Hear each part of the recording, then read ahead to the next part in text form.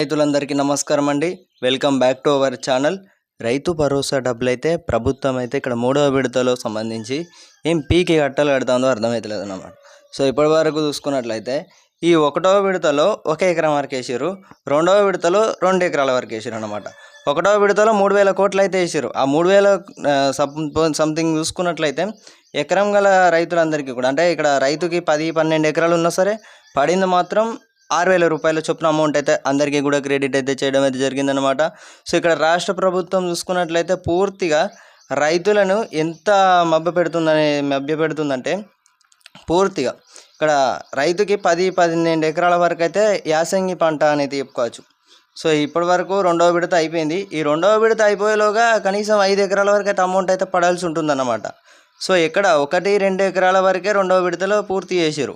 So ఇప్పుడు మూడవ విడత అన్నమాట. అంటే ఇప్పుడు మూడవ విడతలో 3 ఎకరాల వరకు అమౌంట్ పడతాయా? మరి ప్రభుత్వం అయితే మనకైతే ఒక క్లారిటీ అయితే ఇవ్వనుంది. సో ఇక్కడ రైతుకు రావాల్సిన మొత్తం 10 ఎకరాల వరకు అయితే 3,400 కోట్లు అనేవి ఏం సరిపోతాయి, నిధులు అనేవి సరిపోవు అన్నమాట. పూర్తి స్థాయిలో చూసుకున్నట్టయితే ప్రభుత్వం ఇక్కడ విఫలమైందని అయితే చెప్పుకోవచ్చు. సో ఇక్కడ ఒకటవ విడతలోనే 6,000 రూపాయల చొప్పున రైతుకి 12 ఎకరాల లోపు అయితే అమౌంట్ అయితే పడిన సంగతి మనం చూసినాం అన్నమాట. సో 6,000 రూపాయల చొప్పున అమౌంట్ అయితే పడ్డాయి. సో మిగతా అమౌంట్ ఎక్కడ, మరి మిగతా అమౌంట్ సంగతి ఎక్కడ సార్? మరి ఈ అమౌంట్కి సంబంధించి కూడా చాలామంది రైతన్నలు అయితే ఆందోళన చెందుతున్నారు.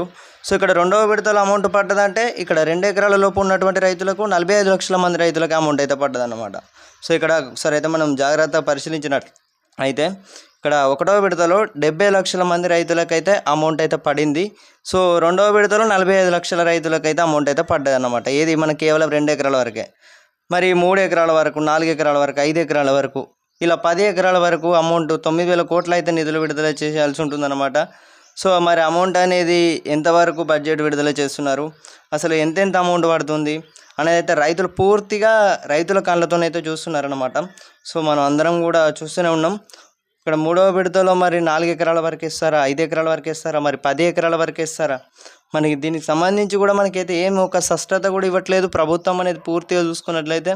సో రైతు భరోసా డబ్బులపై అయితే ఇక్కడ చూసుకున్నట్లయితే రైతులు పూర్తిగా ఆందోళన చెందుతున్నారన్నమాట.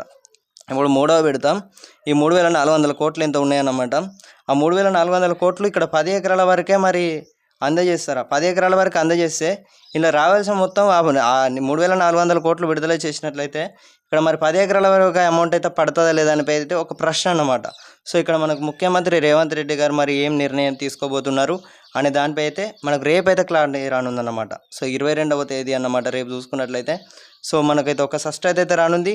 ఎంత స్పష్టత వచ్చినా ఏమొచ్చినా ఇక్కడ 4-5 ఎకరాల మించి ఎక్కువ అయితే అమౌంట్ అయితే పడతట్లేదన్నమాట. కేవలం 3,400 కోట్లు అయితే ఉన్నాయి. మరి 10 ఎకరాల వరకు అందజేస్తే అమౌంట్ వచ్చేసి కూడా భారీగా కాబట్టి, సో మూడవ విడత కాబట్టి మరి 3,400 కోట్లు అవుతున్నాయి. మరి ఎలా సరిపెడతారో మనం చూడాలన్నమాట. సో యాసంగి పంట పెట్టుబడి సాయం అయితే ఇట్లా గడిచింది. సో ఇదన్నమాట information. Thank you guys, thanks for watching. జై హింద్.